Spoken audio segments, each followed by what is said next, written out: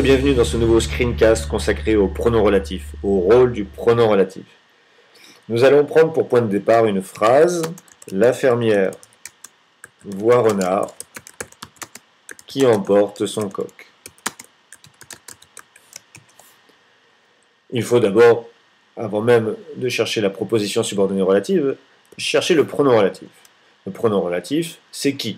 Vous le savez, les pronoms relatifs sont des mots comme qui, que, quoi, dont, où, lequel, etc. Le pronom relatif est à la tête de la proposition subordonnée relative. La proposition subordonnée relative commence par lui. Donc c'est le premier rôle du pronom relatif. Le rôle du pronom relatif. 1. Eh bien, ce premier rôle, c'est qu'il introduit la proposition subordonnée relative.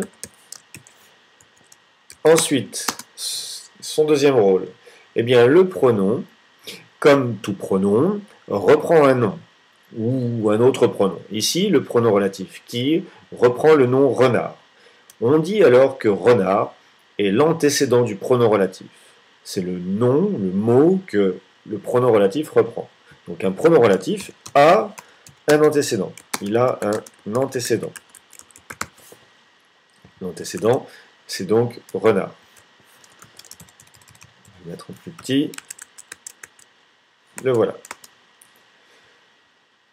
Le rôle du pronom relatif, donc 1, il introduit la proposition subordonnée relative, il commence la proposition subordonnée relative commence par le pronom relatif, et le pronom relatif a un antécédent. Ici, c'est renard.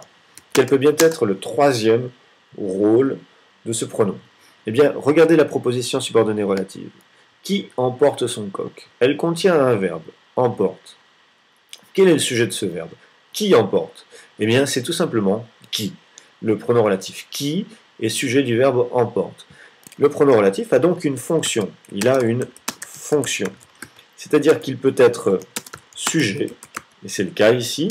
Il peut être sujet, mais encore complément d'objet, même complément circonstanciel, etc. Il peut être complément du nom, il peut être beaucoup de choses. Le pronom relatif a donc une fonction. Et ça, c'est très important de le comprendre. Parce que, quelle que soit sa fonction, le pronom relatif est à la tête de la proposition subordonnée qu'il introduit. Alors ça, c'est quand même une nouveauté, puisque très souvent, on vous a expliqué que, par exemple, le sujet était au début de la phrase. Si on écrit, par exemple, « Les perdrix sont excellentes », vous savez que le sujet est devant le verbe, par exemple.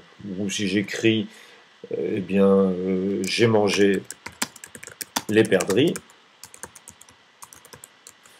Ici, les perdrix n'est plus sujet de la phrase, mais complément d'objet du verbe, complément d'objet direct de et manger. Et c'est souvent le rôle d'un groupe nominal qui complète un verbe transitif.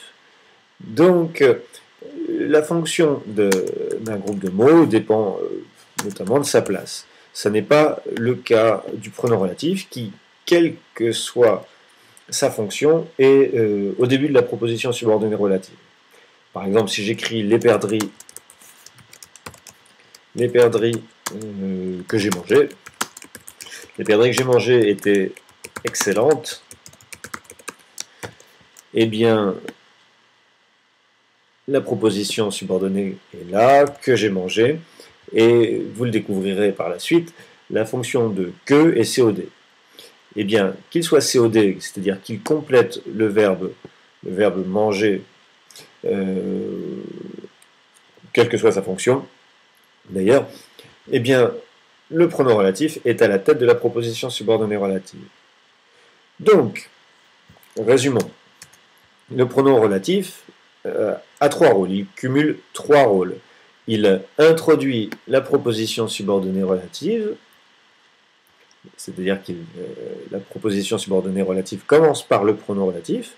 Ce pronom relatif a un antécédent, c'est-à-dire qu'il reprend un nom, Et ça, c'est très important aussi de le comprendre parce que ce pronom relatif va entraîner, dans certains cas, un accord du sujet et du verbe. Si j'écris la fille qui est venue s'appelle Stéphanie, eh bien, s'il y a un E à venu, c'est bien parce qu'on a l'auxiliaire être, et bien parce que le pronom relatif qui est sujet du verbe est venu, et que ce pronom relatif, eh bien, il a pour antécédent un groupe nominal qui est féminin. Donc, pour toutes ces raisons, venu s'écrit E. Alors, il faut donc bien réfléchir à la question de l'antécédent. Le pronom relatif qui a un antécédent, la fille, et c'est ce pronom qui va entraîner un certain nombre d'accords. Et enfin, il a une fonction, ce pronom relatif, c'est son dernier rôle. Il est, par exemple, ici, sujet du verbe est venu. Voilà, j'espère que c'est assez clair, et nous verrons la prochaine fois pour justement étudier un peu plus en détail la fonction du pronom relatif.